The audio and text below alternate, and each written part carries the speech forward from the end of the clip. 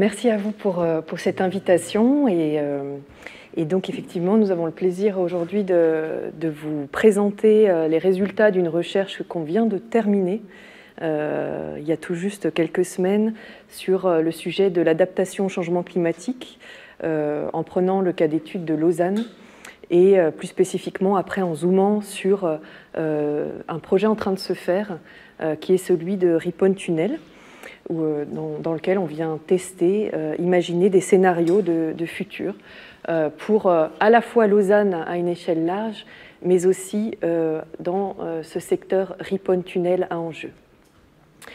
Donc, ça a été dit en introduction, effectivement, c'est une recherche collaborative entre praticiens, entre chercheurs, mais aussi inclusive, puisqu'on intègre des expertises plurielles, des habitants, des étudiants dans le cadre de ce produit collectif de recherche-action pour avoir notamment des livrables qui servent tant au domaine de la recherche qu'au niveau de la pratique opérationnelle de l'urbanisme. Donc on fonde en fait notre action sur plusieurs temps de recherche qui se sont déroulés suite à plusieurs appels à projets, des appels interacts qui étaient basés sur des thématiques spécifiques. Donc on en a eu plusieurs temps, en 2018-2019, le projet Interact 1 et 2, où on avait toujours ciblé la question du projet d'urbanisme comme outil, à la fois de recherche, d'enseignement et de pratique. Et c'est ce qui nous relie profondément dans cette question de projet de recherche collaboratif. Donc, je te laisse parler. Oui, donc merci beaucoup d'être là. C'est toujours un plaisir, un privilège de pouvoir parler de ce qu'on essaye de faire. Et puis, merci de votre intérêt.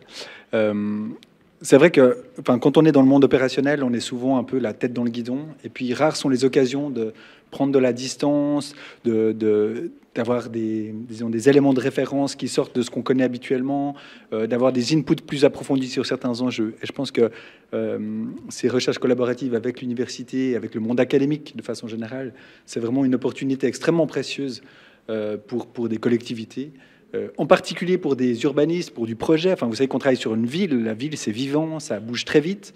Et donc, on est perpétuellement en train de questionner un peu les savoirs qu'on mobilise dans notre pratique. Donc, je dirais, si je devais résumer un petit peu de mon point de vue, il y a en tout cas 4 grands apports de cette recherche collaborative. Le premier, c'est une aide à une sorte de réflexivité permanente. On essaie de se poser des questions quand on est dans la pratique, dans nos projets. On développe des processus pour développer des morceaux de territoire. En l'occurrence, on va parler surtout de Rippon Tunnel ce soir. Mais on est très vite pris par un processus qui est sur les rails, des délais, des attentes politiques fortes, un jeu d'acteurs complexe à mener. Et c'est souvent assez difficile de prendre des temps de respiration pour pouvoir questionner ce qu'on est en train de faire. Et là, c'est vrai que d'être accompagné par des partenaires qui sont, eux, des professionnels de la recherche, qui sont donc dans un questionnement permanent où c'est le cœur de leur posture, je dirais, ça nous aide, nous, à justement adopter un petit peu cette posture et à questionner ce qu'on est en train de faire. Et donc avoir cette approche réflexive et critique de notre activité.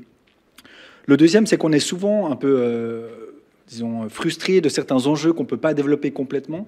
On est aussi friand de connaissances théoriques qui souvent nous manquent. Et là, c'est clair que d'avoir un partenaire comme l'université, ça permet d'approfondir certains enjeux, d'avoir une approche aussi théorique renforcée, et puis après d'avoir une connaissance, vous le verrez, on a une connaissance beaucoup plus fine du terrain que celle qu'on pourrait développer habituellement. Donc là, ça permet vraiment d'explorer certaines problématiques plus en profondeur. Et puis la troisième, c'est d'avoir des outils, des livrables, parce qu'on n'est pas que dans un monde d'idées. Moi, j'ai au-dessus de moi un politicien que je dois convaincre. Je participe à du débat public. On a une centaine de projets dans nos tiroirs, rien que pour la place de la Rippon, qui ne se sont pas faits. On sait très bien comment ne pas réussir un projet. Comment réussir, c'est plus compliqué. Et pour réussir, aujourd'hui, on parle beaucoup de storytelling, de raconter une histoire, d'avoir un récit sur la ville.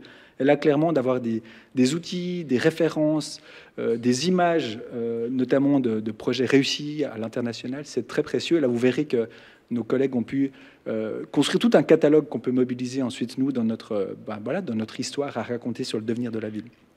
Et puis le dernier, c'est par rapport à l'aspect vraiment public de notre métier, c'est qu'on est vraiment au front dans une logique de débat sur la ville en train de se faire, et que là, on a une magnifique opportunité d'avoir des matériaux de premier choix que sont les travaux des étudiants.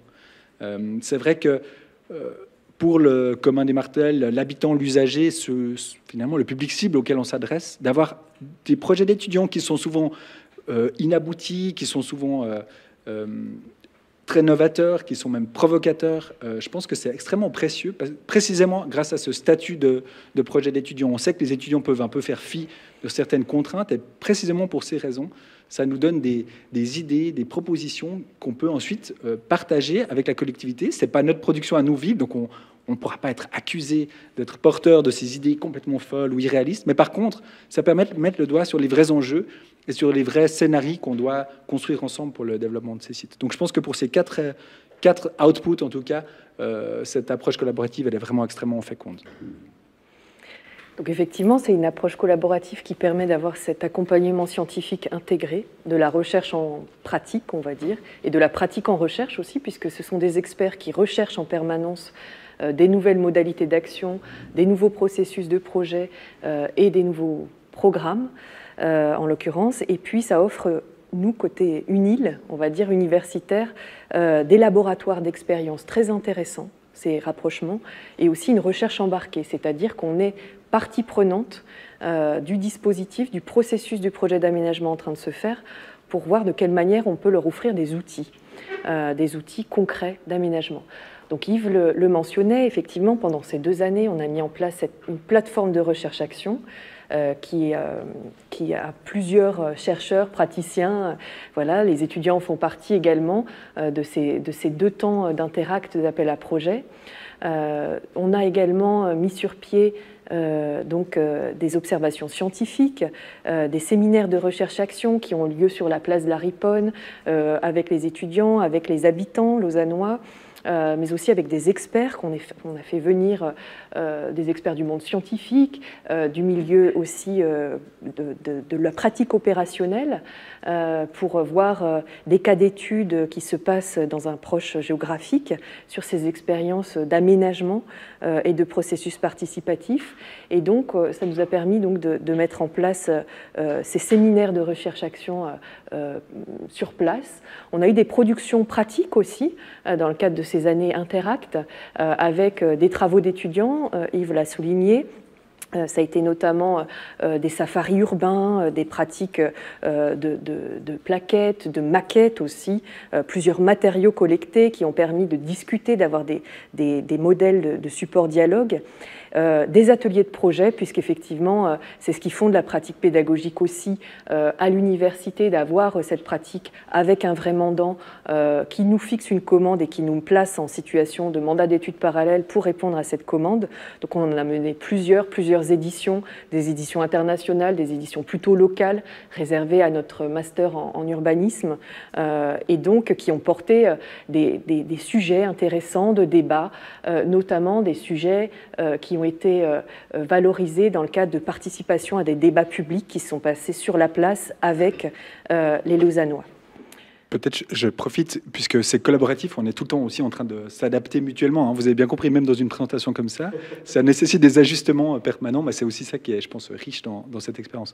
Je veux dire 2 choses. La première chose que vous voyez là, c'est en fait, on ne va pas avoir le temps d'explorer tout le processus Riponne Tunnel, puisque ça fait plus de 3 ans qu'on est dessus, mais un des grands temps forts de ce processus, c'est notamment un grand week-end de diagnostic participatif où il y a eu plus de 500 personnes qui ont investigué la place de la Riponne. On a fait une soupe populaire avec beaucoup de personnes, etc. Et un des grands temps forts, c'est justement la présentation des projets des étudiants, où là, on avait à peu près 100 à 150 habitants, usagers, riverains, qui sont venus découvrir des projets des étudiants, questionner, etc. Et nous, on avait tout un dispositif pour justement capter quelque part cette dynamique participative et ce questionnement aussi de la population qui a été possible, qui a été généré en fait par les idées des étudiants. Puis l'autre chose sur laquelle je voulais réagir, c'est ça a l'air de rien quand on met comme ça, on fait un séminaire avec des chercheurs, etc. Mais dans ces séminaires-là, en plus des chercheurs, il y avait aussi des personnes qui précisément habitent dans le périmètre et qui s'intéressent à son avenir. Donc nous, on s'est trouvé en maîtrise d'ouvrage en train d'expliquer ce qu'on est en train de faire au public cible. Et en fait, c'est assez exposé. En fait, c'est pas sans risque pour la maîtrise d'ouvrage. C'est un petit témoignage comme ça que je profite de venir expliquer ce qu'on est en train de faire avec cet exercice d'essayer aussi de voir quels sont les problèmes que notre processus est en train de soulever, comment est-ce qu'on pourrait imaginer trouver des alternatives, etc. Devant précisément, habituellement la posture classique, c'est on sait, on a un processus qui est hyper bien calé, puis on va avoir un super projet à la fin, quoi. Et là, on est vraiment très éloigné, en fait, de cette posture habituelle. On est plutôt dans une posture où on assume d'être dans un questionnement, dans voilà, un domaine où l'incertitude a vraiment toute sa place, je dirais. Et justement, l'Interact 3, donc l'appel à projet de l'UNIL, portait sur cette question d'incertitude climatique. Alors là, on vous a mis le numéro de la revue Urbanisme qui était spécialement dédié à ce thème-là, sur comment habiter un monde plus chaud.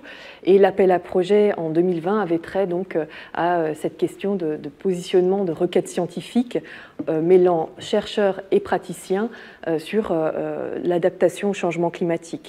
Donc nous avons formulé une requête dans ce troisième temps de recherche sur le projet d'urbanisme comme outil en faveur de l'adaptation au changement climatique, avec donc dans le consortium la ville de Lausanne et l'université de Lausanne. En organisant 3 orientations de recherche qui nous ont occupés pendant près de 2 ans, sur un travail fin de caractérisation, d'analyse des morphologies environnementales et d'analyse bioclimatique de Lausanne pour savoir un petit peu l'état de l'existant, dans quoi nous étions situés en tant qu'êtres vivants dans cette approche sur les milieux. Donc ça, c'est un objectif à la base qu'on avait plutôt ciblé sur le projet Ripon Tunnel, mais qu'on a élargi à l'ensemble des quartiers lausannois. Donc c'est l'objet de la présentation de ce soir. Puis nous avons projeté des horizons de projets d'urbanisme sur la question de la trame fraîche, comment elle pouvait se structurer en termes d'emprise au sol, de morphologie, de dynamique aussi et de programme. Donc voilà, une projection de vision pour Lausanne à 2030-2040. Et enfin, nous avons travaillé sur un outil d'analyse pour mettre en œuvre cette question d'adaptation au changement climatique dans un petit secteur, qui est quand même grand en soi, puisque c'est quand même un secteur central à Lausanne, c'est celui de la place Ripon Tunnel, où on est venu, dans le cadre du processus de projet d'aménagement en train de se faire, apporter des éléments à la maîtrise d'ouvrage en termes d'aménagement préfiguratif écologique, d'avoir un catalogue international de recherche et de pratiques qui se fondent à l'échelle internationale pour mettre en place, aménager ce maillon dans la trame fraîche lausannoise. Donc ça va être l'objet de la présentation de ce soir. Peut-être je peux te prendre le... Donc, ça va être un petit survol. L'idée, c'est juste d'ancrer dans le territoire cette dynamique collaborative. Et aussi de vous poser un certain nombre d'éléments de cadrage par rapport à la stratégie lausannoise de développement. Alors, je parle sous la gouverne de collègues du service des parcs et domaines, donc si jamais il pourra me compléter au besoin. Puisque moi, comme urbaniste, même si on est un peu chef de crest, on a quand même des collègues vraiment spécialisés dans toute une série de compétences qui sont connexes et qui sont évidemment centrales dans cet objectif d'adaptation au changement climatique. Je dirais le premier élément cadre hyper important pour la politique lausannoise de développement, c'est le plan climat, qui est relativement récent, qui a des objectifs très ambitieux, vous le connaissez, hein, je ne vais pas prendre trop de temps là-dessus, de réduction des gaz à effet de serre, et aussi des objectifs très importants, et ça concerne très directement l'urbanisme, sur rendre la ville vivable finalement avec des températures très fortes en été. Hein. On a tous vécu cet été de façon... On était très, très directement confrontés avec un inconfort thermique très, très aigu sur certains sites, et en particulier la place d'Aripon et du tunnel. Évidemment que l'urbanisme a un rôle clé et déterminant sur ces enjeux, puisque en définissant notamment la réglementation pour le territoire, on va définir aussi si on développe des espaces plutôt minéraux, plutôt végétaux, est-ce qu'on génère de l'ombre ou pas, est-ce qu'il y a une présence de l'eau, et donc on mobilise une très grande partie, je dirais, des leviers qui permettent d'adapter la ville au changement climatique. Ça, c'est le premier élément de cadrage, je pense, très important à avoir en tête. Le second, et là je parle encore plus sous la gouverne de mon collègue, c'est le concept nature en ville et puis l'objectif canopé. Donc Lausanne est très ambitieuse par rapport à sa stratégie de végétalisation et d'obtenir une couverture large des arbres en ville, avec des objectifs de plantation annuels, hein, vous avez vu, qui sont de l'ordre de 1200 arbres par année, donc une ambition très forte de venir reconquérir des espaces très minéraux avec une présence végétale très forte. on vise 30% de couverture de canopée d'ici 2040, c'est extrêmement important. Et là aussi, l'urbanisme a quelque chose à dire, puisque on va, dans nos planifications, pouvoir influencer chez les privés, poser des obligations sur des plantations obligatoires sur des parcelles, etc. Et puis après, il y a toute la politique publique sur les grands parcs, les arbres d'avenue, etc. Et puis le troisième, où là, je suis plus...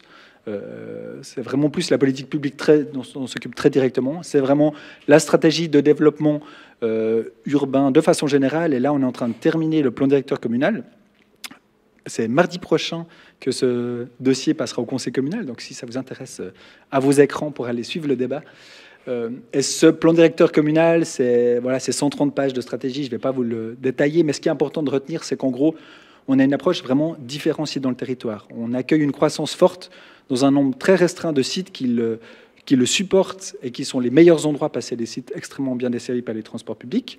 Vous voyez ces grands sites de développement, voilà, les Plaines du Loup qu'on connaît bien, le site Paul Gare, les Prés de Viti, le site de Sébeillan-Sévelin.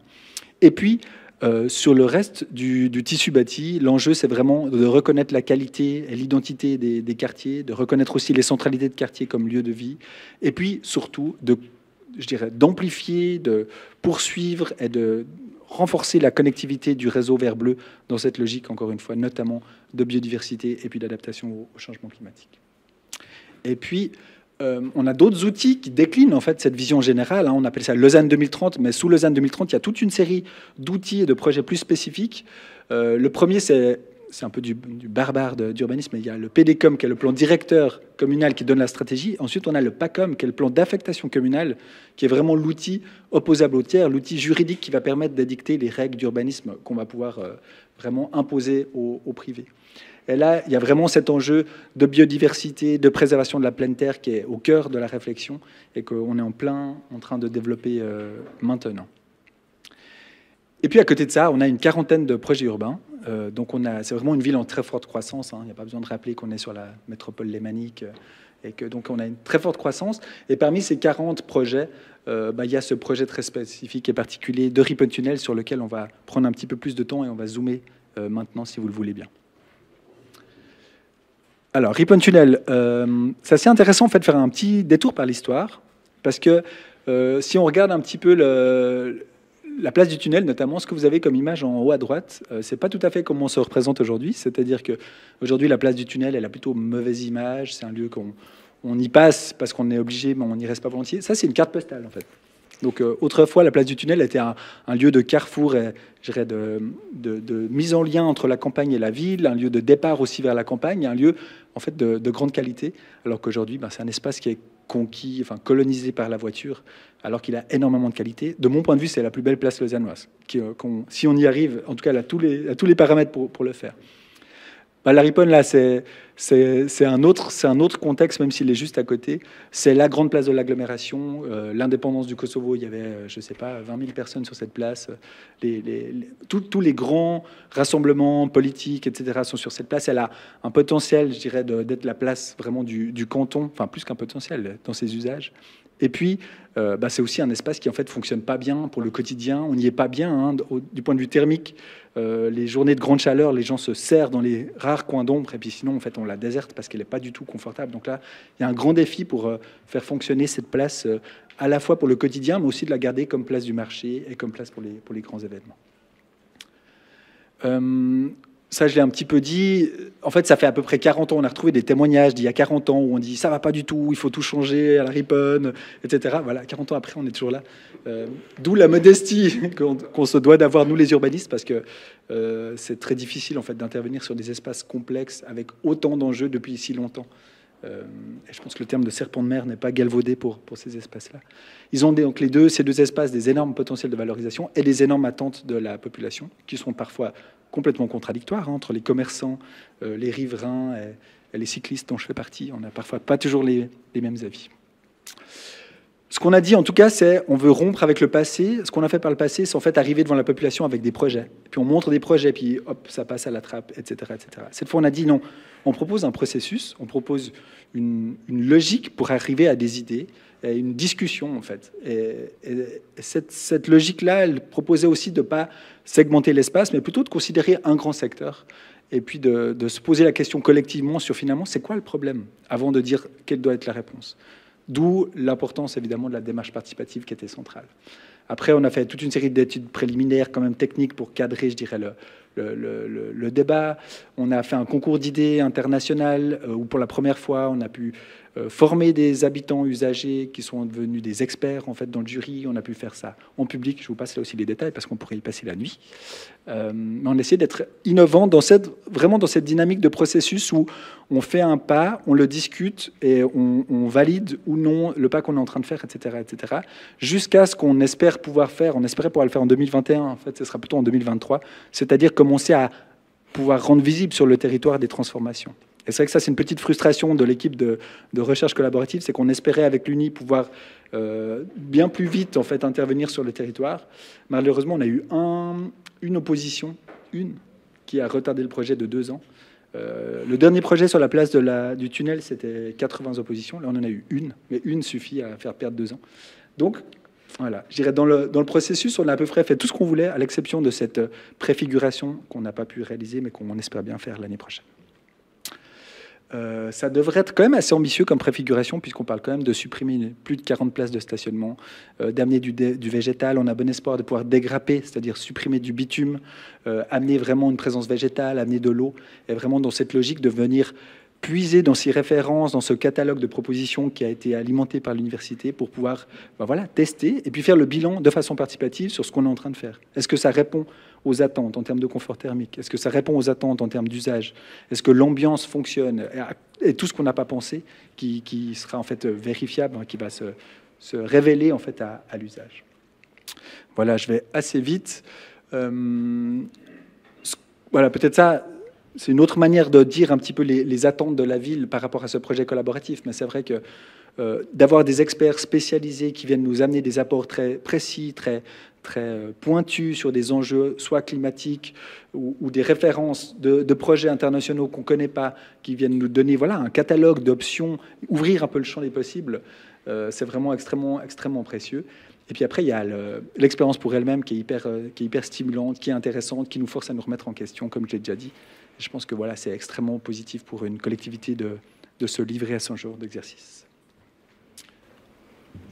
Donc pour ce premier temps de caractérisation dans la recherche et répondre à cet appel à projet qui visait donc les questions d'adaptation au changement climatique, nous avons choisi de non pas nous concentrer exclusivement sur le périmètre Riponne-Tunnel, mais plutôt d'élargir à l'échelle du grand territoire une analyse macro à la fois des morphologies environnementales, donc je vais vous présenter dans un premier temps, mais de manière assez condensée, pour laisser plus de place justement à l'approche bioclimatique. Ce sont 2 entrées de diagnostic qui nous ont permis de caractériser finalement des espaces plus ou moins habitables pour nous en tant qu'individus, mais aussi pour les espèces biologiques au sens large.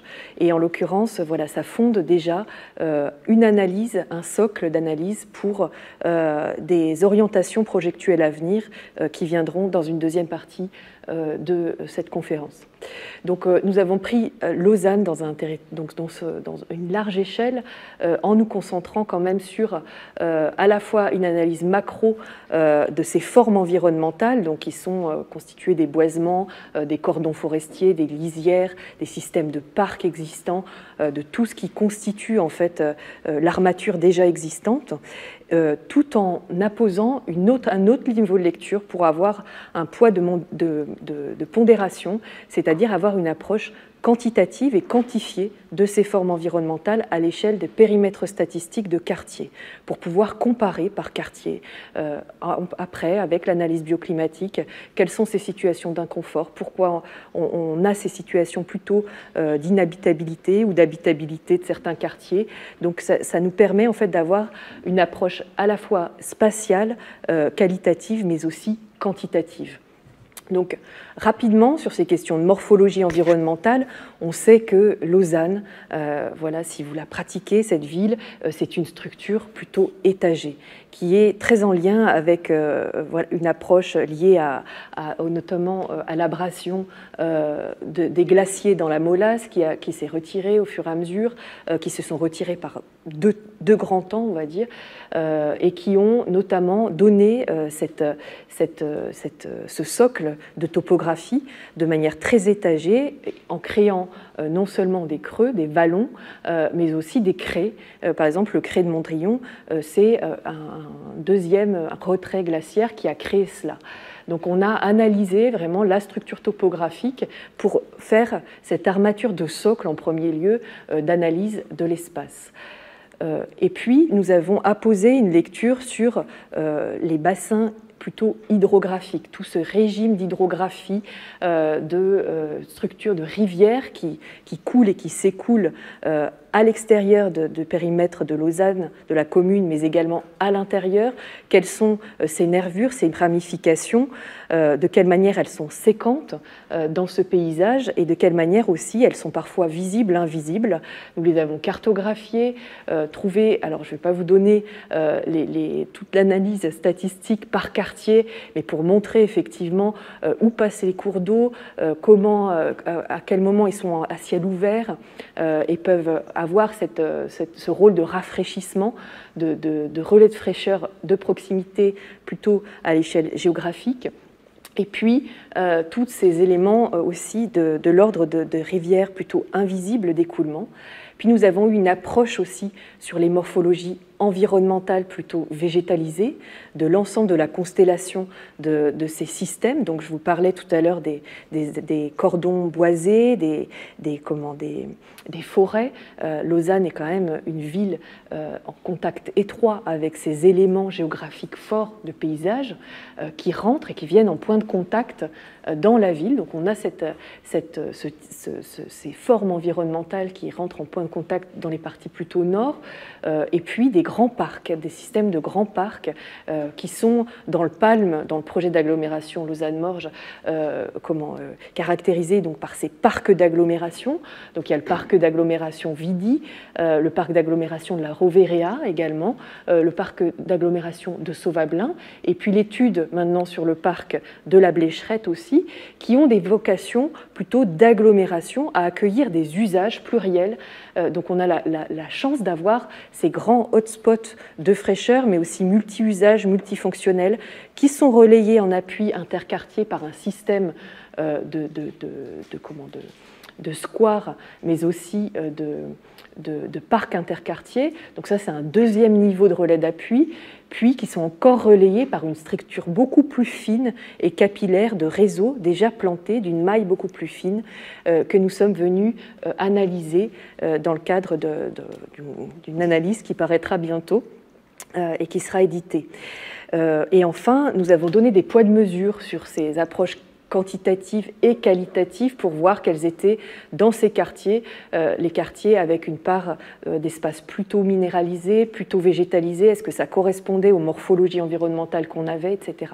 Donc là, on est purement sur une lecture de la structure en place qui nous permet de comprendre un petit peu comment se structure Lausanne et quelles sont un petit peu déjà des pistes, des prémices d'orientation pour restructurer des aspects de trame, de maillage et donner des orientations sur ces trames. Puis, dans un deuxième temps, nous avons développé une approche bioclimatique à partir de data géoréférencées cantonales. Donc, je laisse Serge. Peut-être si je prends juste le... Ça fonctionne comment? Ici pour passer. Okay. Merci. Donc, en effet, là, on va regarder ce qu'a donné cette approche bioclimatique. Donc, à l'échelle d'abord de Lausanne. Ensuite, on regardera aussi comment on a pris cette approche bioclimatique et puis on l'a appliquée à l'échelle des quartiers. Donc, justement, donc si on va à l'échelle de Lausanne, c'est bien. Voilà, ça s'est bien passé. Donc cette approche bioclimatique, en fait, l'idée c'est de prendre différents indicateurs que je vais vous présenter, puis de regarder un peu comment ils réagissent sur le territoire lausannois. Premier indicateur qu'on va regarder, c'est la répartition des températures au sol. Donc les températures au sol, c'est-à-dire les températures qu'on peut mesurer en degrés Celsius. Donc sans rentrer trop dans les détails, on utilise pour ça des images satellites. Le relevé il a été fait en 2017, donc en août 2017, aux alentours de 10-11 heures. Donc on peut se poser juste la question pourquoi on ne fait pas plus tard, quand il ferait plus chaud. Ça, en fait, c'est qu'on est dépendant de la rotation du satellite. Donc on est contraint à utiliser ces plages horaires-là, mais qui donnent quand même déjà une bonne idée de la répartition des températures au sol. Donc cette répartition de la température au sol, on a pu la classer en 4 catégories de températures qui vont de moyenne basse, donc c'est les éléments les plus clairs, blancs. Ensuite, on a des températures élevées, des températures très élevées et des températures extrêmement élevées. Donc le premier constat qui peut se faire, c'est que la quasi-totalité du territoire lausannois il est concerné par des températures élevées. Et puis on voit à l'intérieur de ces températures élevées des poches de température très élevées et extrêmement élevées qu'on pourrait qualifier justement d'îlots de chaleur urbain. Pour donner un peu une idée, on a déjà aux environs de 10 heures du matin un écart de température de 3 degrés entre le point le plus chaud et le point le plus frais de Lausanne. Donc on peut donner quelques exemples justement de ces îlots de chaleur. C'est notamment la gare centrale, enfin la gare de Lausanne, les infrastructures ferroviaires, l'aéroport de la Blécherette. Finalement, c'est les éléments qui ressortent le plus en rouge sur cette carte. À cette première répartition des températures au sol, on ajoute une autre analyse. Cette analyse, c'est la répartition de la couverture végétale qu'on va baser sur qu'on va récupérer de la même manière que les températures au sol, c'est-à-dire sur des images satellites, pris le même jour, pris à la même heure. Et puis là, on va analyser ce qu'on appelle le NDVI. Donc, sans rentrer trop dans les détails, c'est l'indice de végétation par différence normalisée. Et puis, ce NDVI, en fait, il mesure l'activité photosynthétique qui caractérise l'intensité et la vitalité de la végétation. Pour faire simple, en fait, il permet de rendre compte de la couverture végétale. Donc, il nous permet de voir à l'échelle de Lausanne où les grandes structures en fait, végétales qu'on peut voir justement sur cette carte, qui sont les points plus ou moins forts, qui nous permettent de lire justement ces grandes structures végétales à l'échelle de Lausanne. On a comme exemple l'espace agricole de la Blécherette, les parcs d'agglomération de Sauvablin, Roë, Vera, etc. Donc, c'est ces grandes structures qui nous donnent déjà un peu à voir le maillage existant à l'échelle de Lausanne de la couverture végétale. L'intérêt de cette première approche, c'est ensuite de croiser ces données. Donc, on va les croiser de différentes manières. Le premier croisement qu'on fait, c'est un croisement purement cartographique. Donc, on met les informations géographiques les unes sur les autres pour voir comment ça réagit, comment on peut analyser ça. Ce qu'on peut voir, c'est que les températures les moins élevées, elles se situent en général au niveau des emprises de la végétation et inversement. Donc, sans trop de surprise, là où il y a le plus de végétation, il fait le plus frais. Là où il y a le moins de végétation, il fait le plus chaud. Et puis, ce qu'on peut remarquer, c'est que les espaces avec la couverture végétale donc la plus élevée, ils se comportent en fait comme des îlots de fraîcheur, c'est-à-dire qu'ils permettent d'apporter de la fraîcheur dans la structure de Lausanne.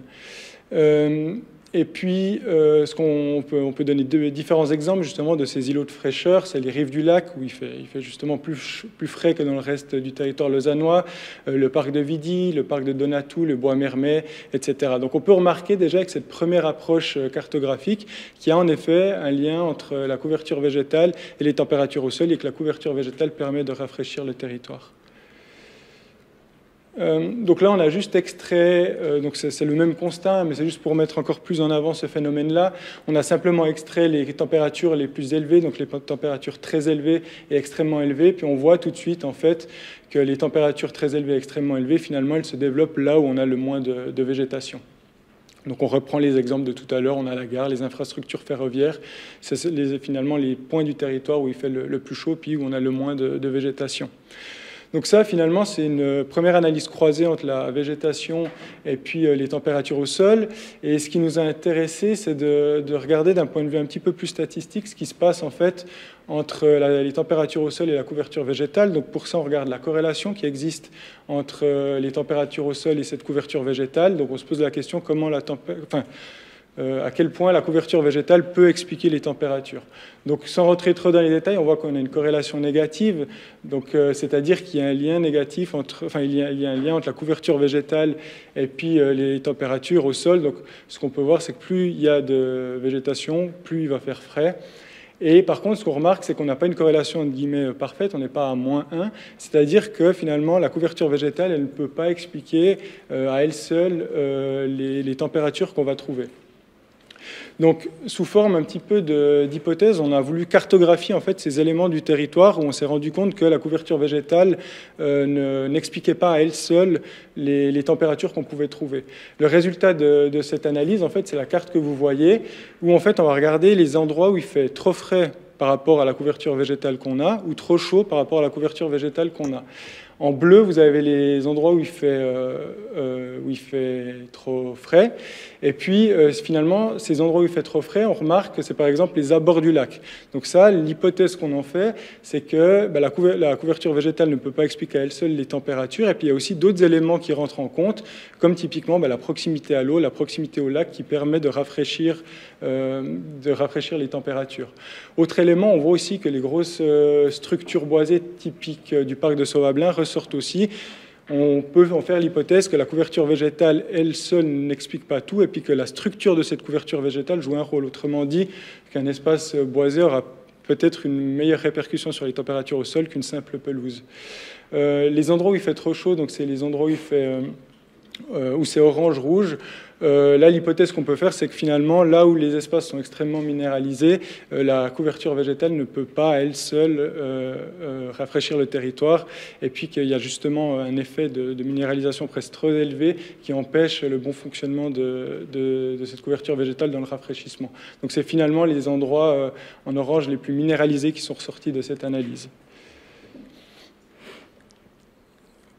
Ça va bien passer. Donc, suite à cette analyse un petit peu globale à l'échelle de Lausanne, on s'est penché sur le portrait bioclimatique des quartiers lausannois. Donc, on reprend finalement le découpage des quartiers que Muriel a déjà présenté. Donc là, vous voyez à l'échelle de Lausanne 18 quartiers. Nous, on en a pris 17 parce que le 18e, c'est les zones foraines qui, par sa structure géographique, est bien différente des autres quartiers. Donc on a mis de côté pour cette analyse et puis on s'est vraiment axé sur les 17 quartiers, entre guillemets, plus urbains de Lausanne. Donc ce qu'on a pu faire, en fait, on a classé ces quartiers avec différents indicateurs. Là, on en a pris, donc on en a 3. On a la canopée, on a les températures au sol dont je vous ai parlé tout à l'heure, et puis la couverture végétale dont je vous ai aussi parlé tout à l'heure. Et puis on a classé comme ça les quartiers en fonction des résultats qu'on obtenait par rapport à ces indicateurs. On a fait ça pour tous les quartiers. Là, je vais juste vous en présenter 4, juste pour que vous ayez un peu une idée globale de comment cette analyse a été faite. Et pour ça, on a pris 2 familles de quartiers qu'on a considérées contrastées par rapport à leur température au sol. Donc la première famille, c'est Montois-Bourdonnette et Mousquine-Bellevue, qui sont des quartiers plutôt frais, et Sébeillon-Malais et Sante, qui sont des quartiers où il fait plutôt chaud. Donc voilà l'exemple de Montois-Bourdonnette. Donc avant de rentrer rapidement dans l'analyse, donc en plus de ces éléments, de ces indices dont je viens de parler, donc de la couverture végétale, des températures au sol et de la canopée, on a aussi essayé d'intégrer d'autres données telles que les isochrones ou encore les espaces de fraîcheur, des espaces de refuge, par exemple des bibliothèques ou des centres socioculturels, où on se dit, au moment où il fait très chaud, c'est finalement des endroits où on peut se réfugier pour chercher un peu de fraîcheur. On a aussi mis en avant les fontaines, enfin les espaces en eau, etc. Tous ces éléments, finalement, qui permettent, en cas de forte chaleur, de trouver un petit peu de fraîcheur. Et ça nous permet un peu de caractériser les quartiers sur ces différents éléments pour essayer de comprendre quels quartiers sont finalement les plus vulnérables aux îlots de chaleur. Donc, par rapport à ce quartier Montois-Bourdonnette, donc on voit que c'est un quartier avec une forte présence en canopée, donc on a 25%, et une forte couverture végétale, on arrive à 60%, et ça grâce notamment au parc d'agglomération de Vidy, au cimetière de Bois de Vaux, ou encore de la vallée de la Jeunesse. Donc tous ces éléments contribuent justement à la fraîcheur de ce quartier, et ils permettent de créer des espaces, des îlots de fraîcheur et d'éviter la présence d'îlots de chaleur. Et puis tous ces grands espaces, ces parcs, en fait, ils permettent déjà à l'échelle de ce quartier de créer une prémisse de chaîne de parcs, chose qui est bien sûr intéressante dans l'idée de créer une trame de fraîcheur. Autre quartier relativement frais aussi, qu'on peut mettre en avant pour montrer un peu cette analyse, c'est Mousquine-Bellevue, où en fait on a 3 grandes structures qui permettent justement d'apporter une relative fraîcheur à ce quartier, notamment la Voie Chère, qui offre des espaces de fraîcheur avec des températures au sol moyennes et basses. On a aussi le parc de Montrepos, qui est une porte d'entrée finalement comme un espace frais public où les gens peuvent se réfugier, qui crée justement des îlots de fraîcheur et qui évite justement aux îlots de chaleur de s'installer.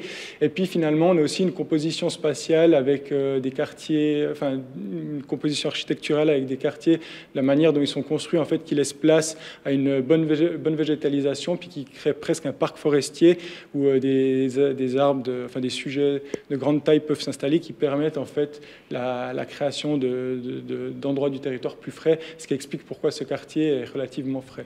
Je passe aux deux derniers quartiers qui sont des quartiers qu'on a donc, où il fait plus chaud. Donc vous pouvez tout de suite voir, je pense aussi d'un point de vue cartographique, on le sent directement, qu'on a ces taches rouges qui apparaissent, qui sont le témoin justement de ces îlots de chaleur. On voit beaucoup moins les éléments un peu bleutés qui sont le témoin de la canopée.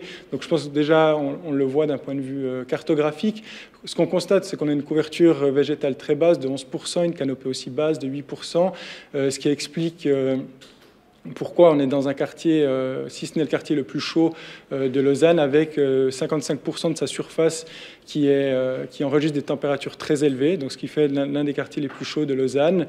Et puis ces températures, elles s'expliquent notamment par la composition spatiale, architecturale et urbaine de ce quartier, avec des infrastructures industrielles, le chemin de fer et des cours d'eau qui sont souterrains, donc qui sont pas là qui ne permettent pas de rafraîchir le territoire.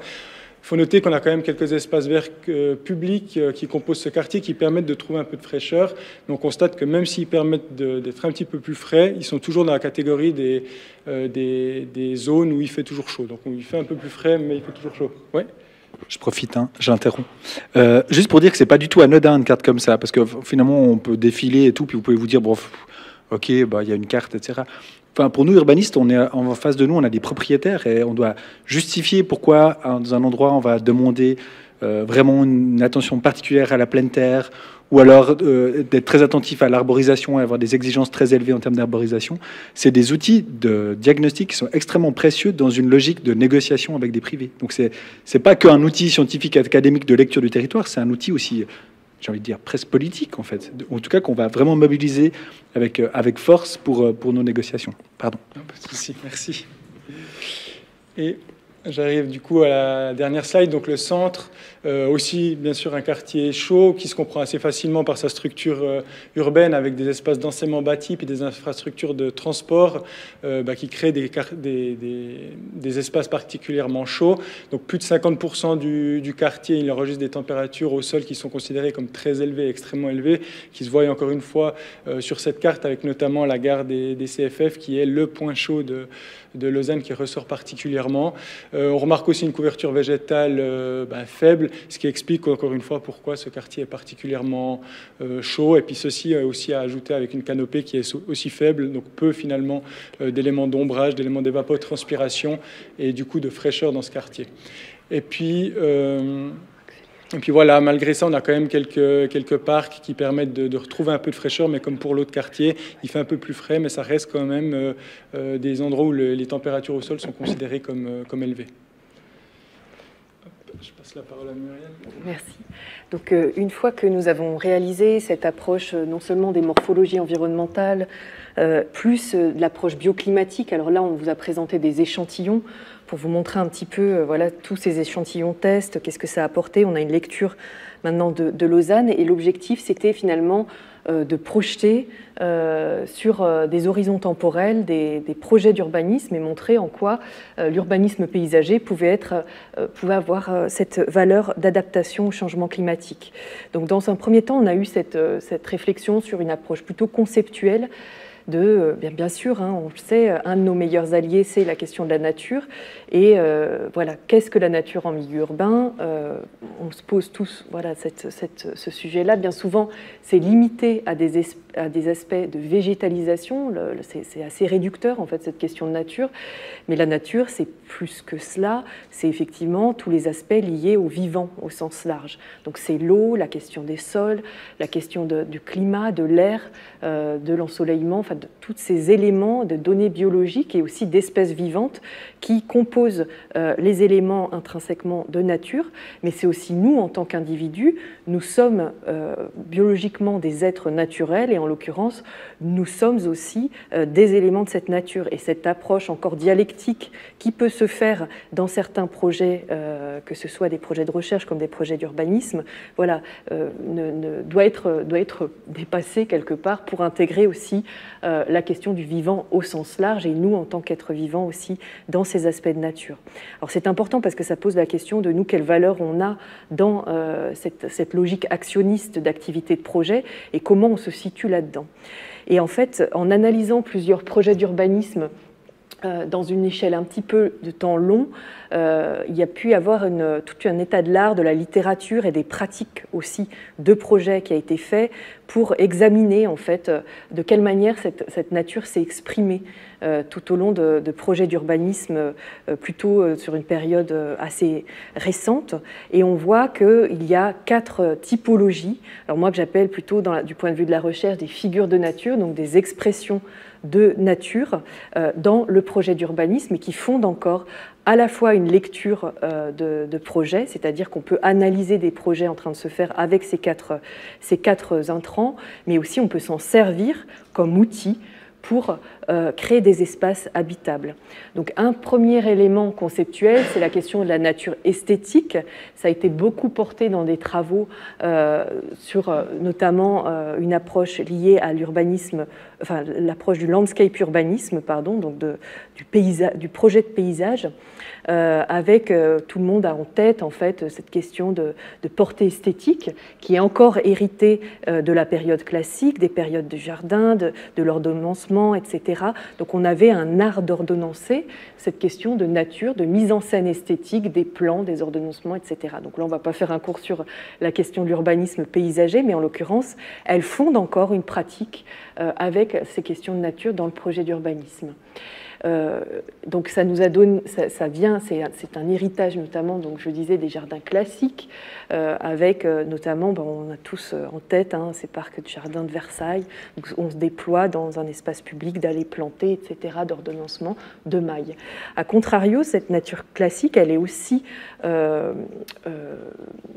représentée et développée par une genèse liée à la période plutôt sensible de composition d'urbanisme paysager des jardins à l'anglaise, où on avait cette idée de planter des tableaux. Donc on est moins sur quelque chose de léché, ordonnancé, dans la manière d'approcher le projet d'urbanisme paysager. En l'occurrence, on travaille plutôt sur des lignes courbes, l'aménagement d'espace avec ces caractéristiques plutôt du sauvage, l'expression du poétique aussi dans des projets d'urbanisme. Donc ça, c'est ce qui fonde encore une pratique d'urbanisme contemporaine, cette question de nature esthétique et de manipulation de ces éléments de nature.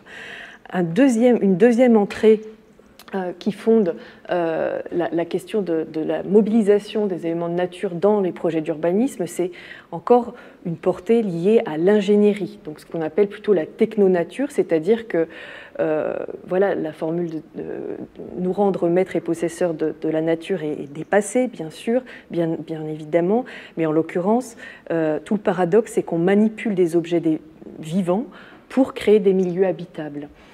Et en l'occurrence, on ne peut pas faire fi d'une approche techniciste pour créer ce cercle vertueux écosystémique qu'on cherche, de rafraîchissement, etc.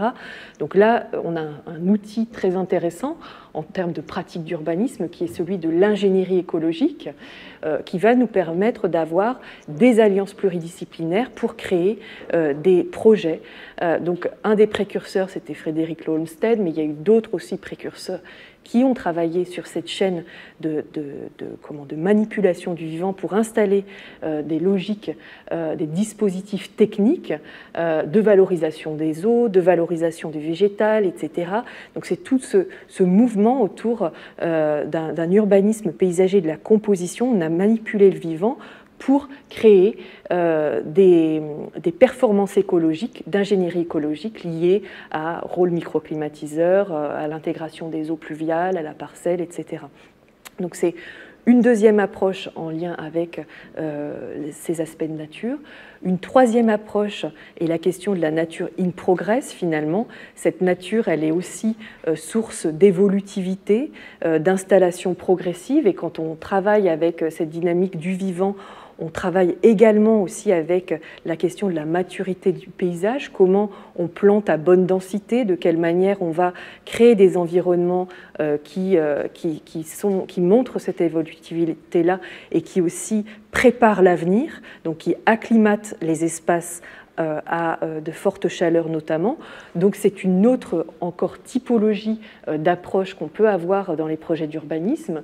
Et puis enfin, une dernière, c'est la question de la nature créatrice. Finalement, la nature, elle est aussi source de reliance entre individus, que ce soit nous en tant qu'êtres humains, mais aussi de liens avec les espèces au sens large et de ressources fertiles.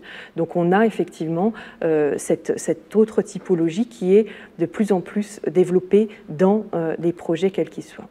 Et ce qui relie ces quatre figures de nature, finalement, ce sont les champs interdisciplinaires plutôt liés à l'écologie, qui nous offrent des horizons intéressants à déployer dans les projets de recherche comme de la pratique, notamment l'écologie du paysage, pour travailler ces logiques d'infrastructure, de trames, de milieux, de corridors, d'emboîtement, d'air central. Donc c'est un projet de recherche notamment qui est mené avec la faculté de médecine et biologie. Cette écologie du paysage liée à cette écologie des infrastructures, elle est très intéressante puisqu'elle nous permet de travailler aussi et de discuter à grande échelle de ces sujets. Il y a la dimension d'écologie urbaine aussi. Ce domaine scientifique nous a permis d'avoir des approches liées notamment à tous ces dispositifs autour des sciences naturelles, mais aussi des sciences humaines et sociales pour caractériser les environnements, pour montrer que l'écologie urbaine aussi, elle peut avoir des modèles très vertueux en matière de dépollution des sols, de moindre impact carbone, etc. Enfin, il y a tous des dispositifs d'ingénierie écologique autour de cela, et notamment des logiques interdisciplinaires. Et puis, il y a la troisième typologie d'écologie dans laquelle elles sont emboîtées, ces figures, c'est la question de l'écologie territoriale, plutôt à une échelle plus grande, sur la question des ressources, des acteurs, de biorégionalisme et d'approche des flux. Et ce qui les relie, finalement, c'est une question centrale aussi, c'est-à-dire comment faire un monde plus habitable. Et je pense que ça, c'est ce qui relie à la fois les pratiques de la recherche en urbanisme, mais aussi les pratiques opérationnelles, finalement, de quelle manière penser cette habitabilité des milieux au sens large pour le vivant dans l'activité de projet d'urbanisme. Ce qui est intéressant, c'est que cette activité de projet d'urbanisme, quelque part, elle les métamorphose à plusieurs échelles, donc territoriales, métropolitaines, de macro-lots, d'îlots de rues, jusqu'à des espaces plus résiduels, et permet d'installer, suivant plusieurs stades de projet, ce qu'on appelle plutôt, du point de vue de la recherche, les formes environnementales. Donc toute la grammaire de typologie d'éléments naturels qu'on peut retrouver, donc ça va être les charpentes, paysages, trames vertes et bleues, le parc, les squares, etc. Et parmi ces différentes formes environnementales, on a notamment la grande question de structure de trames vertes et bleues. Tout le monde en a entendu parler de cette matérialisation de formes environnementales, et on peut scander un peu une analyse autour des grandes périodes qui ont marqué la formalisation de ces 4 générations de trames vertes et bleues. Au 19e, on avait un peu une approche des trames vertes et bleues sur la logique de voies ancestrales, de la création d'axes structurants, de boulevards, des parkways dont je vous ai parlé, notamment avec Homestead et des axes dans l'axe plutôt d'embellissement. Puis, on a une approche dans les années 60-70 sur la question des couronnes ou des ceintures vertes destinées à des aspects purement récréatifs, donc c'était purement des logiques monofonctionnelles. Dans les années 80, finalement, on a des trames qui répondent à un souci multifonctionnel pour intégrer la question des réductions des risques, notamment des risques d'inondation, de la gestion des qualités des eaux, mais aussi de la préservation écologique des habitats. Donc beaucoup de métropoles commencent à se positionner avec ces trames plutôt multifonctionnelles.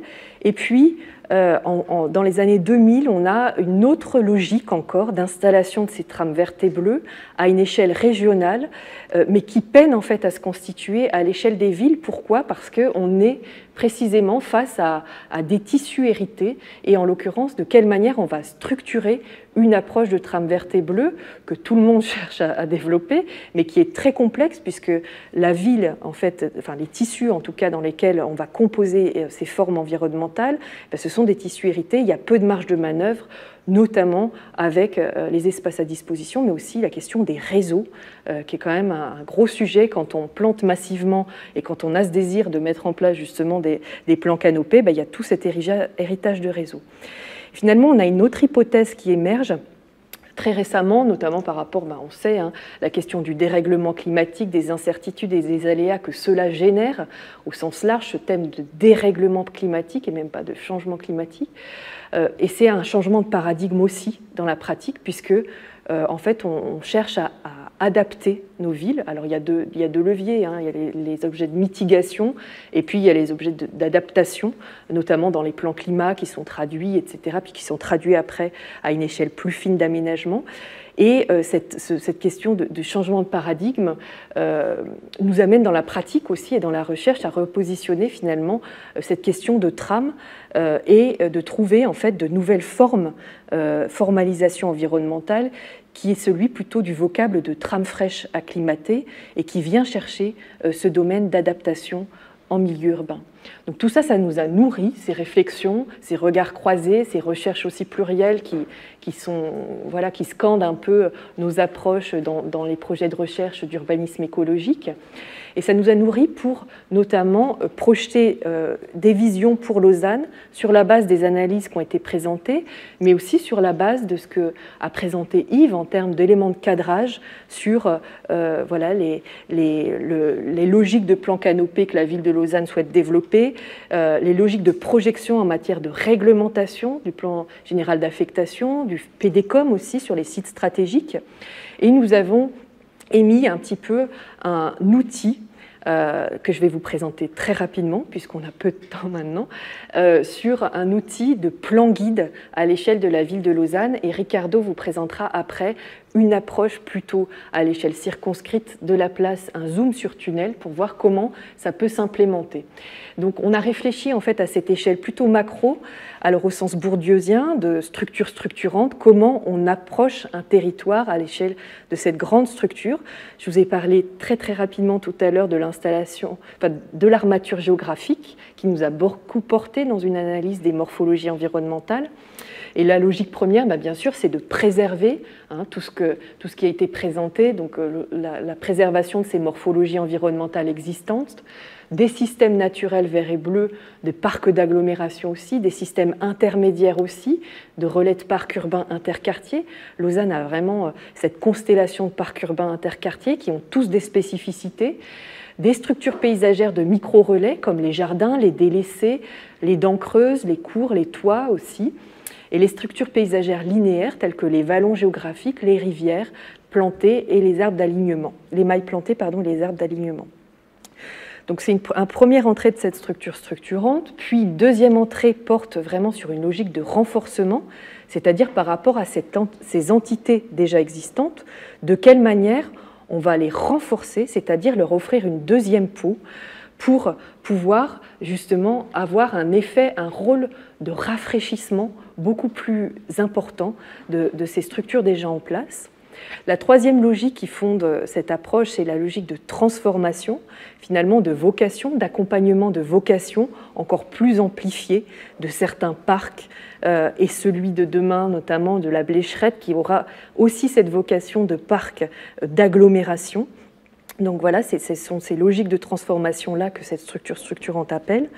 Et puis, il y a une logique de régénération des surfaces capables, c'est-à-dire qu'on est venu regarder toutes les superficies mutables qu'avait la ville à disposition, et notamment les sites de mutation stratégique qui sont définis dans le plan directeur communal, tout en apposant aussi une approche sur d'autres logiques, c'est-à-dire les points vulnérables. Serge vous a présenté les points vulnérables de hotspots de chaleur notamment, eh bien ça a conduit l'approche pour définir des éléments à mettre en place, des formes environnementales à mettre en place. Alors, je n'ai pas le temps de m'attarder sur toute la légende et les spécificités de ces typologies, mais en l'occurrence, ça nous offre en tout cas des éléments de réflexion sur la mise en place de cette vision à 15 ans pour Lausanne, pour adapter et la préparer aussi au réchauffement climatique. Et puis, Serge a présenté tout à l'heure dans l'approche bioclimatique la méthodologie sur les isochrones. Alors là, on voit notamment la planche à droite qui nous permet de pointer avec cette nouvelle trame qui commence à se dessiner de structure, comment en fait on peut dans un point nodal de 5 minutes à pied, être desservi, enfin quels sont les quartiers qui sont desservis et les espaces desservis à 5 minutes à pied de ces relais frais qui sont cartographiés ici. Et on voit que déjà avec cette structure infiltrée, on a déjà des points de fraîcheur accessibles à pied pour tous les Lausannois. Le deuxième élément très fort de cette structure structurante, c'est d'impacter finalement tous les linéaires. Donc ça rejoint notamment le programme Plan Canopé que la ville développe, c'est-à-dire comment on est en capacité de les régénérer en structures qu'on va appeler des structures capables. C'est-à-dire qu'elles ont une capacité de rafraîchissement. Donc là, on vous a mis un échantillon de requalification de voirie en structure capable où on voit effectivement la question de l'infiltration des eaux pluviales, de la plantation massive des arbres, etc. Enfin, voilà, il y a tout des éléments liés à l'ingénierie écologique, donc cette question de technonature qu'on mobilise ici pour mettre en place cette structure capable. Et en creux, en fait, on vient infiltrer dans les mailles et par logique d'opportunité, donc c'est ce qu'on appelle plutôt la maille infiltrée, des sites qui sont des opportunités d'action, comme les dents creuses, les friches, les cœurs d'îlots, les délaissés ferroviaires, les jardins et les toitures d'écoles, etc. Donc ça, c'est une vision à 2030. Et puis en l'épaississant avec cette maille infiltrée, finalement, on voit qu'il y a une constellation d'approches, notamment sur des domanialités privées, avec des mesures incitatives, pour le coup, qui permettraient de mettre en place ce catalogue de mesures d'ingénierie écologique. Donc là, je vous ai fait un extrait de ce catalogue pour préparer justement la mise en place de ces éléments. Alors ce catalogue, il est sur plusieurs dimensions, sur la question de l'eau, du sol, du végétal, de la biodiversité, etc. Donc on a ces mesures d'ingénierie écologique pour mettre en place cette structure. Voilà. Merci. Et donc, le dernier point que je vais essayer de compacter au maximum pour aussi laisser place à l'échange qui suit, c'est la préfiguration et l'aménagement test dans un échantillon de cette trame fraîche. Donc, pour ça, on a fait, comme ça a été déjà un peu évoqué, un catalogue de références sur des références internationales qui sont présentes un peu sur tous les continents, mais avec une focale quand même plus sur le continent européen. Ce catalogue regroupe environ 90 références. Et ces références-là partent de l'urbanisme tactique, avec en fait la volonté sur la place Tunnel d'activer rapidement une requalification de l'espace public en vue d'améliorer, comme on l'a vu tout à l'heure, la trame fraîche, vu que c'est justement dans des îlots de chaleur urbains. Pour cet urbanisme tactique, on fait une installation progressive des aménagements à court et moyen terme. Et ça évoque aussi les temps du projet, avec le temps 1 qui est l'activation. Donc c'est venir rapidement avec des moyens peu onéreux et en essayant aussi de faire collaborer la population à faire rapidement quelque chose sur l'espace public. Puis on a le temps 2 qui est la préfiguration et finalement l'installation pérenne, c'est-à-dire l'installation finale.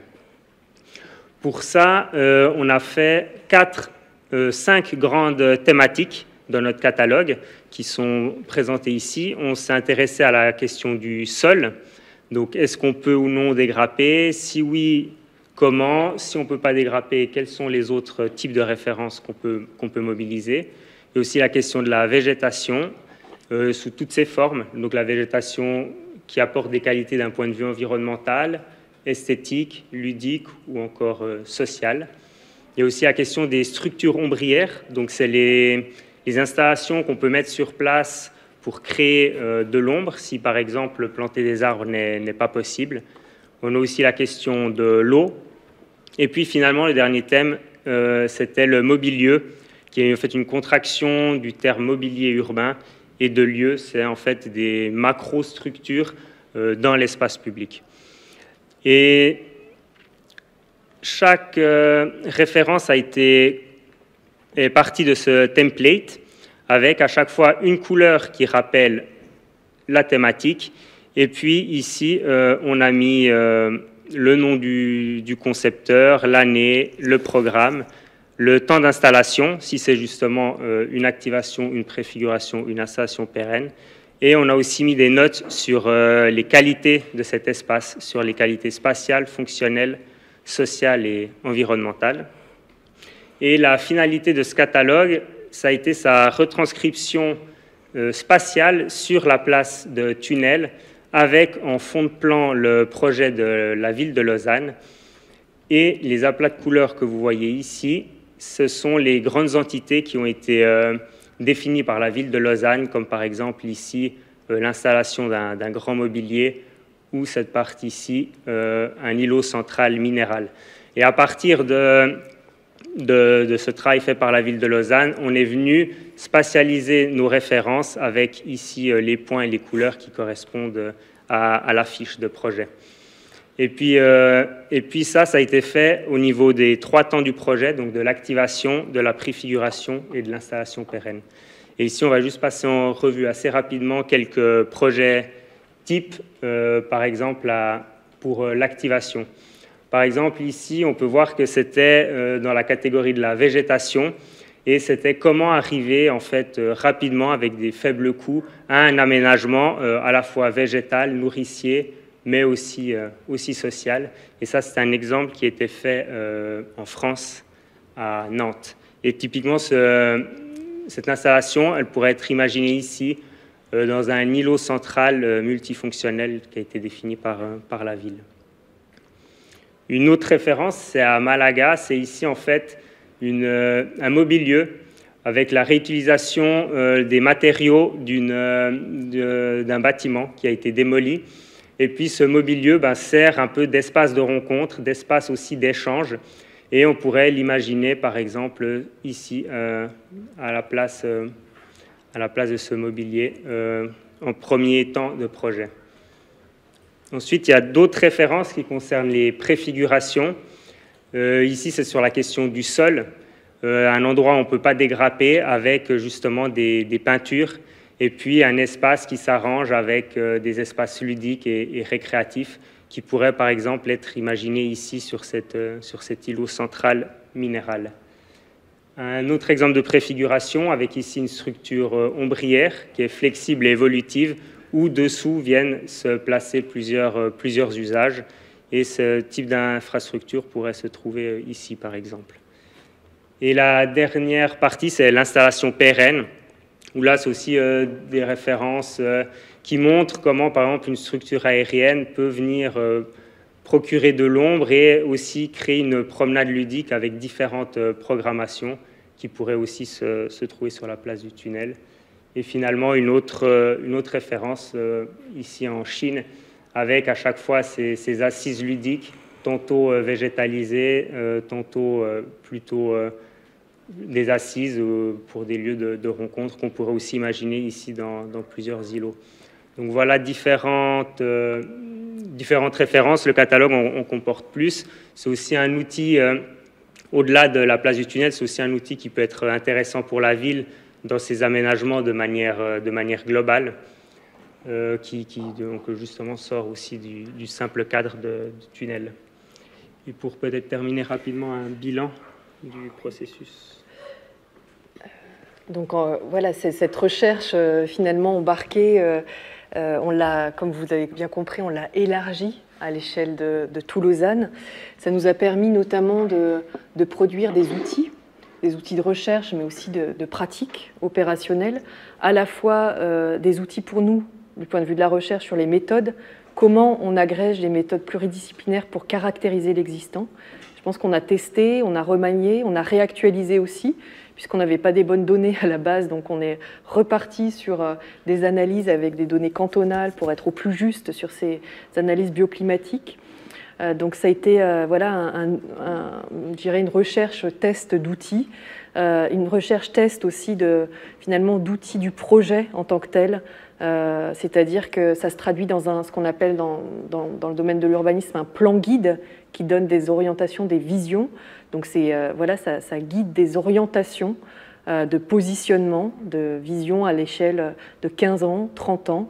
Donc ça peut apporter de la matière dans lequel, vous avez vu, par effet tiroir, il y a d'autres outils, des catalogues d'ingénierie écologique, d'autres leviers d'action, etc., qui sont spatialisés grâce à ces cartographies. Et puis, un dernier outil qui est celui, finalement, du temps de préfiguration, c'est-à-dire comment on peut adapter très rapidement dans des espaces où on a peu de marge de manœuvre, voilà, des logiques d'adaptation au changement climatique avec toutes ces thématiques que vous a présentées Ricardo, parce que effectivement, ça faisait partie aussi de cette contrainte de recherche, finalement, d'être assez agile dans la manière d'apporter des réponses.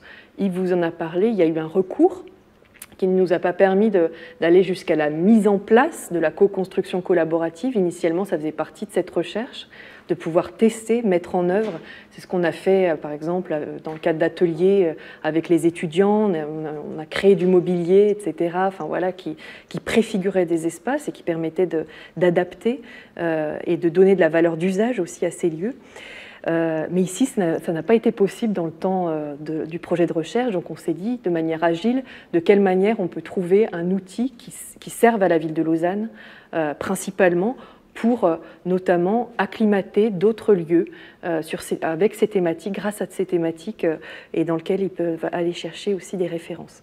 Et donc ça a valeur aussi d'être produite, cette recherche, puisque ces outils, finalement, peuvent être reproduits dans d'autres contextes aussi, et peuvent être mobilisés aussi par d'autres métropoles ou d'autres villes qui cherchent à trouver des solutions face à l'adaptation au changement climatique. Donc un bilan positif plutôt engageant, avec toujours voilà, les partenaires main dans la main, une île. C'est vrai que ce rapport privilégié d'expertise et d'expérience fait que maintenant, voilà, on a un socle capacitaire de sujets en commun et de mise en pratique aussi. Et on terminera peut-être là-dessus, c'est-à-dire que maintenant, ça offre aussi la possibilité de prolonger des partenariats du point de vue de la pédagogie active et du point de vue de la recherche-action et de la pratique en recherche aussi, puisque voilà, c'est aussi un élément intéressant. Donc c'est ce qu'on prolonge notamment dans le cadre du programme Mobius sur l'analyse de la biodiversité avec nos collègues de la faculté de médecine et biologie qui sont ici.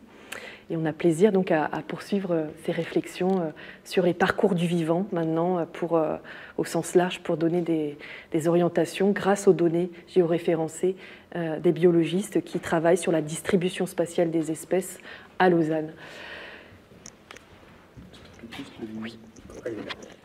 Oui, c'est pour dire aussi que en fait, cette recherche collaborative, partenariale, elle s'enrichit progressivement. C'est vrai que ça a commencé un projet un peu urbanisme côté ville avec Muriel Delabarre et l'unité d'enseignement, etc. Et on se retrouve aujourd'hui avec le projet Mobius sur la biodiversité. On a justement des collègues biologistes, on a nos collègues du service des parcs et domaines qui sont aussi partie prenante, qui sont montés dans la barque pour vraiment confronter cet enjeu de la biodiversité dans des sites de projets urbains. Et je pense que c'est une démarche hyper intéressante. On a une complexité supplémentaire parce que tout à coup on a un vocabulaire qu'il faut commencer à apprendre, à partager. On ne met pas les mêmes définitions derrière les mêmes mots. mais on a pris une richesse. Enfin, on était encore dernièrement arpenter le terrain avec des biologistes qui nous aident à lire le territoire, le potentiel en termes de biodiversité sur les sites de projet qu'on développe nous, etc. Et je pense qu'on n'a plus la même approche maintenant qu'on est vraiment dans cette logique de collaboration. Et j'espère vraiment qu'on pourra poursuivre.